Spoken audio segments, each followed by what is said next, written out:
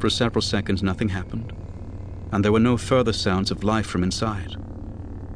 Motioning for the others to stay back, Thonatu crept forward and pulled aside the blanket covering the doorway. The room beyond was empty except for 5 lightsaber handles lying beside the door. The Jedi Master stepped inside the small building, his keen mind quickly piecing together what must have happened. He recalled that Farfalla had used a golden blade, just like the one the man had attacked them with.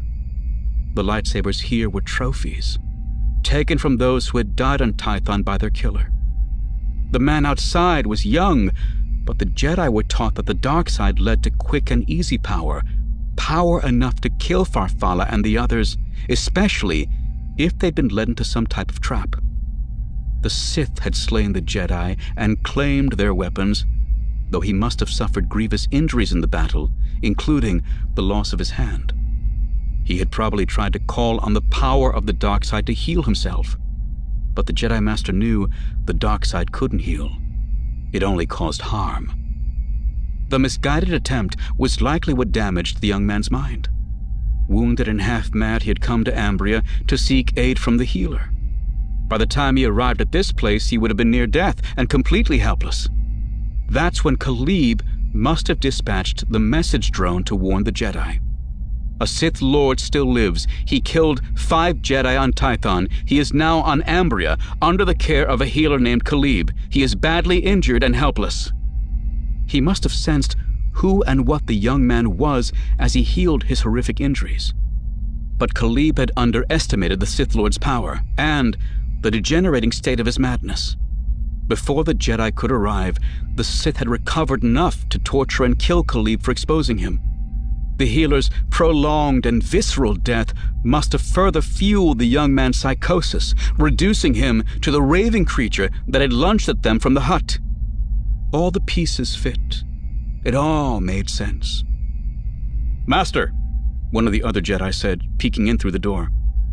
"The rest of the camp is deserted." "What about the ship, the Loranda?" "Nobody on board," he reported. "It looks like somebody sabotaged her before we got here." Probably Khalib, Thonatu realized.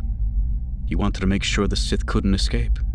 If the young man had found out, that could explain the brutality of Khalib's death. It would probably only take 2 or 3 days to make the repairs, the Jedi informed him. "Leave it for the Junkers," the Twi'lek said with a shake of his head. There were only 2 things he wanted to bring back from this accursed place. Collect the healer's remains.